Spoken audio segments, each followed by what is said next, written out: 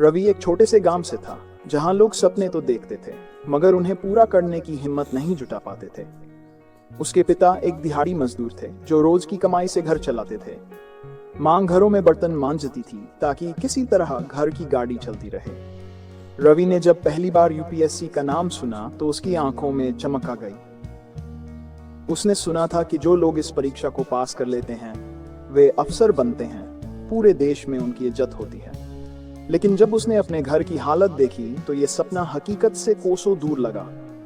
गांव में लोग ताने मारते, अबे ये तो अपने बाप के साथ इंटेंड होता था, अफसर बनेगा, पढ़ाई में कुछ नहीं रखा, कोई छोटा मोटा काम कर ले।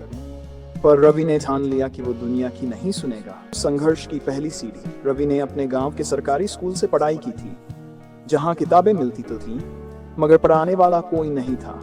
गांव के मास्टर जी अक्सर क्लास में बैठकर अखबार पढ़ते थे और बच्चे अपना वक्त खेल कूद में बिताते थे। लेकिन रवि को अफसर बनना था, इसलिए उसने खुद पढ़ाई शुरू कर दी। उसने गांव के एक टीचर से पुरानी एनसीईआरटी की किताबें मांगी। आधी किताबें फटी हुई थी मगर रवि ने उन पन्नों को जोड़कर अपनी मंजिल की ओर पहला कदम रखा। परीक्षा पास की तो आगे की पढ़ाई के लिए पैसे नहीं थे। पिता ने कहा, बेटा अब घर संभाल, हमारी औकात नहीं कि तुझे और पढ़ा सकें। पर रवि ने हार नहीं मानी। उसने दिन में मजदूरी की और रात में पढ़ाई। कभी चाय की दुकान पर बैठकर किताबें पढ़ता तो कभी स्ट्रीट लाइट के नीचे। लोग मजाक उड़ाते थे मगर उसे परवाह नहीं थी। यूपीएससी की तैयारी करने के लिए रवि ने दिल्ली जाने का फैसला किया मगर पैसे कहाँ थे। बैग उसने खेत गिरवी रखकर कुछ पैसे जुटाए और किसी तरह दिल्ली पहुंचा। मगर यहाँ आकर उसे असली संघर्ष का एहसास हुआ। किराया इतना महंगा कि रहने के लिए जगह नहीं थी। कोचिंग क्लास के नाम पर लाखों रुपए लगते थे जो उसके पास नहीं थे। रवि ने एक किताबों की दुकान पर काम करना शुरू किया, जहां उसे रोज नई किताबें देखने को मिलती। वो वहीं खड़े खड़े नोट्स बना लेता, दिन भर दुकान पर काम करता और रात में सस्ते हॉस्टल में पढ़ाई करता। कभी भूखा सो जाता तो कभी पानी पीकर काम चली। हार और फिर जीत की आग। पहली बार उसने यूपीएससी का प्री परीक्षा दी और फेल हो गया। वह टूट गया। उसका गांव उसे याद आया, पिता की निराशा, मां के आंसू और लोगों की बातें। बोला था ना, ये तेरे बस की बात नहीं। मगर उसने हार नहीं मानी। उसने ठान लिया कि जब तक सांस है तब तक कोशिश करेगा। रवि ने अपनी गलतियां समझी। उसने अपनी रणनीति बदली और इस बार और मेहनत से पढ़ाई की। नींद को त्याग दिया, मनोरंजन को भुला दिया। जब उसके दोस्त फिल्म देखने जाते वो लाइब्रेरी में बैठा रहता। जब लोग आराम से सोते वो रात के 2 बजे तक पढ़ाई करता।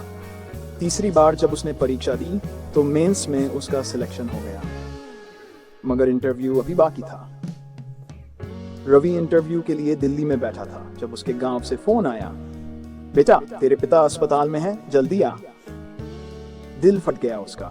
वो दिल्ली में था, उसके पास पैसे नहीं थे कि वो गांव जा सके। किसी तरह उधार लेकर वह घर पहुंचा मगर तब तक देर हो चुकी थी। उसके पिता चले गए थे अब बिना ये देखे कि उनका बेटा अफसर बनने वाला है। रवि टूट गया। उसे लगा कि अब सब बेकार हो गया।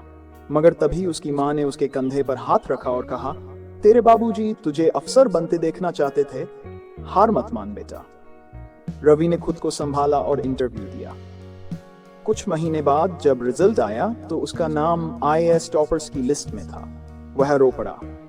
गांव में जब रवि वापस पहुंचा तो वही लोग जो कभी उसका मजाक उड़ाते थे उसे फूल मालाएं पहना रहे थे। आज उसके घर के बाहर भीड़ थी।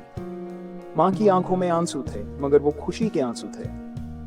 रवि ने अपने पिता की तस्वीर उठाई और कहा, पिताजी मैं बन गया अफसर। और तभी उसे एहसास हुआ, संघर्ष चाहे जितना भी बड़ा हो, अगर इरादा मजबूत हो तो जीत पक्की है।